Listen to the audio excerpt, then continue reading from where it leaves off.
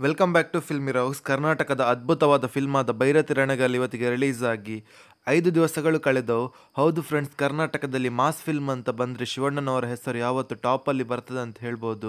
ಯಾಕೆಂದರೆ ಅವರ ಸ್ಟೈಲ್ ಹಾಗೂ ಅವರಿರುವ ಲುಕ್ ಹಾಗೂ ಲಾಂಗ್ ಹಿಡಿದಾಗ ಅವರ ಗಾಂಭೀರ್ಯವನ್ನು ಅದ್ಭುತವಾಗಿ ಪ್ರೆಸೆಂಟ್ ಮಾಡಿದ್ದಾರೆ ಅಂತ ಹೇಳ್ಬೋದು ನರ್ತನ್ ಅವರು ಥಿಯೇಟ್ರಲ್ಲಿ. ಅದೇ ರೀತಿ ಬಿಡುಗಡೆಯಾದ 5ನೇ ದಿವಸದ ಬಾಕ್ಸ್ ಆಫೀಸ್ ಕಲೆಕ್ಷನ್ ಮಾಹಿತಿ ನಿಮಗೆ ತಿಳಿಸುವ ಮೊದಲು ಯಾರಾದರೂ ನಮ್ಮ ಚಾನಲ್ಗೆ ಹೊಸದಾಗಿ ಭೇಟಿಯಾಗಿದ್ದರೆ ದಯಮಾಡಿ ಹ್ಯಾಟ್ರಿಕ್ ಹೀರೋ ಶಿವರಾಜ್ ಕುಮಾರ್ ಸರ್ನ ಅಭಿಮಾನಿಗಳು ನಮ್ಮ ಚಾನಲ್ಗೆ ಸಬ್ಸ್ಕ್ರೈಬ್ ಮಾಡಿ.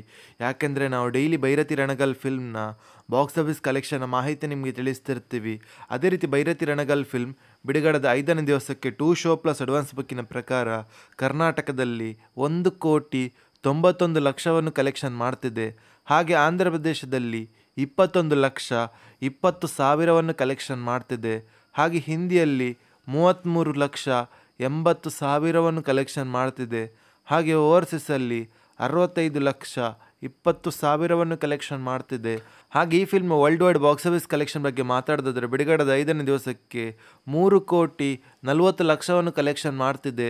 ಹಾಗೆ ಈ film worldwide gross collection ಬಗ್ಗೆ ಮಾತಾಡೋದಾದರೆ 24,30,00,000 ಕಲೆಕ್ಷನ್ ಮಾಡ್ತಿದೆ.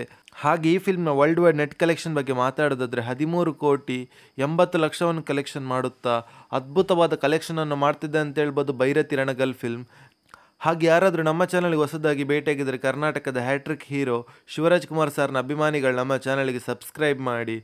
ಯಾಕೆಂದರೆ ನಾವು ಡೈಲಿ ಭೈರತಿ ರಣಗಲ್ ಫಿಲ್ಮ್ನ ಬಾಕ್ಸ್ ಆಫೀಸ್ ಕಲೆಕ್ಷನ್ನ ಮಾಹಿತಿ ನಿಮಗೆ ತಿಳಿಸ್ತಿರ್ತೀವಿ.